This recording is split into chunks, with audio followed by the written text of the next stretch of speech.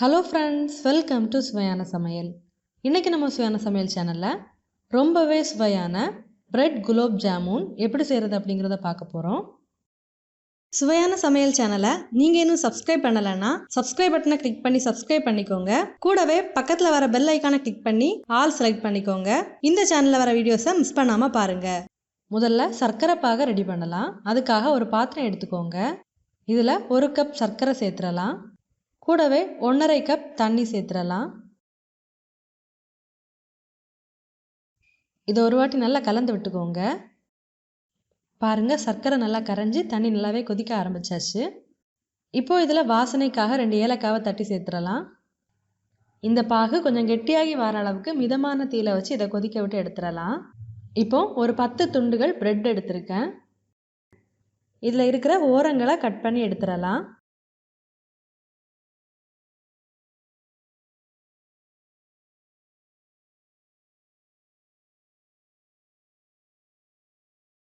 இப்போ இந்த மாதிரி பிரெட்டை உதுத்து எடுத்துக்கோங்க.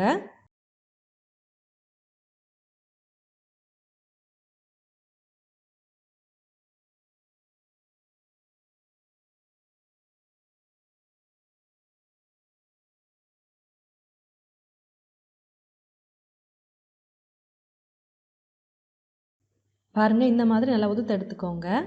காய்ச்சி ஆற வச்ச பால் ஒரு 1/2 கப் எடுத்திருக்கேன். இப்போது இதில் கொஞ்சம் கொஞ்சமாக சேர்த்து நல்லா பிசைஞ்சு எடுத்துடலாம்.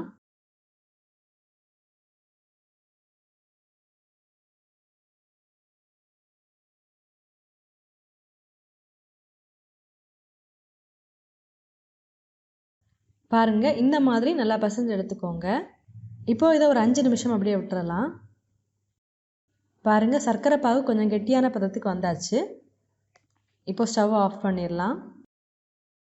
பாருங்கள், இப்போ இதை இந்த மாதிரி உருண்டைகளாக பிடிச்சு எடுத்துக்கோங்க.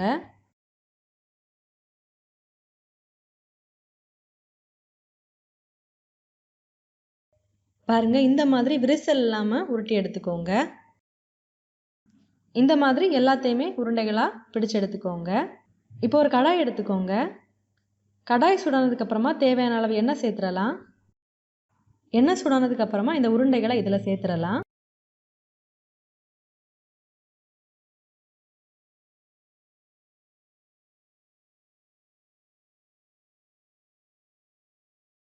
இதை மிதமான தீயில வச்சே ஃப்ரை பண்ணி எடுத்துக்கோங்க. இந்த மாதிரி உருண்டைகள் உடையாமல் லைட்டாக ஒரு ஸ்பூனால் திருப்பி விடுங்க. அப்போ தான் எல்லா சைடும் ஒரே மாதிரி ஃப்ரை ஆகும்.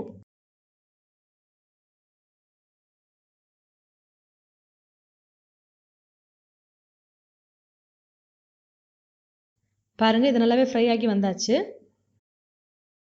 இப்போது நம்ம ரெடி பண்ணி எடுத்துருக்கிற சர்க்கரை பாகை லைட்டாக சூடு பண்ணி எடுத்துக்கோங்க. இதில் நம்ம ஃப்ரை பண்ணி எடுத்துருந்த உருண்டைகளை சேர்த்துடலாம். இப்போது இதை ஒரு 2 நிமிஷத்துக்கு லைட்டாக கொதிக்க விட்டு எடுத்துடலாம். இப்போ ஸ்டவ்வை ஆஃப் பண்ணிடலாம். இப்போது ஸ்டவ்வை ஆஃப் பண்ணதுக்கப்புறமா இதை இந்த சர்க்கரை பாகில் ஒரு 2 மணி நேரம் நல்லா ஊற விட்டு எடுத்துடலாம். பாருங்கள், ரொம்பவே சுவையான பிரெட் குலோப் ஜாமுன் ரொம்பவே சுலபமாக ரெடி ஆகிடுச்சு. நீங்களும் இந்த மாதிரி செஞ்சு பாருங்கள். செஞ்சு பார்த்ததுக்கப்புறமா உங்கள் கமெண்ட்ஸை மறக்காமல் எங்களோட ஷேர் பண்ணுங்கள். இந்த வீடியோ உங்களுக்கு யூஸ்ஃபுல்லாக இருந்துச்சு அப்படின்னா உங்கள் நண்பர்களோட பகிர்ந்து கொள்ளுங்கள்.